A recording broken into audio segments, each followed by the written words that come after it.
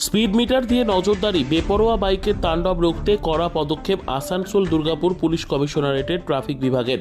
বুধবার সকাল থেকে দুর্গাপুরের মহিলা মহাবিদ্যালয়ের পাশের রাস্তায় দুর্গাপুর ট্রাফিক গার্ডের পুলিশকে স্পিড মিটার দিয়ে নজরদারি করতে দেখা যায়। উপস্থিত ছিলেন আসানসোল দুর্গাপুর পুলিশ কমিশনারেটের ভিজি সতীশ পশুমার্থী, এসিপি ট্রাফিক ৩ রাজকুমার মালাকার, ওসি ট্রাফিক সন্দীপ সোম, ট্রাফিক পুলিশের আধিকারিকরা।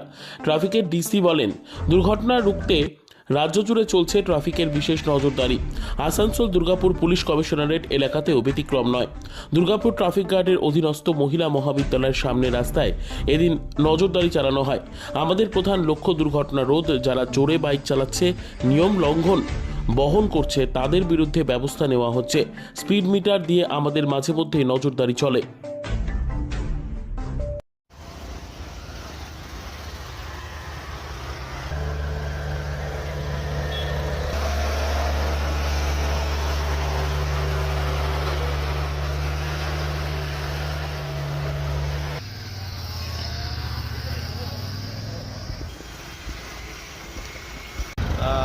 स्पीड गन जो है हम लोगों को जो मिला है ट्रैफिक हेडक्वार्टर से, उसका प्रयोग करते हुए हम आज यहाँ पर स्पीड लिमिट का चेकिंग कर रहे हैं।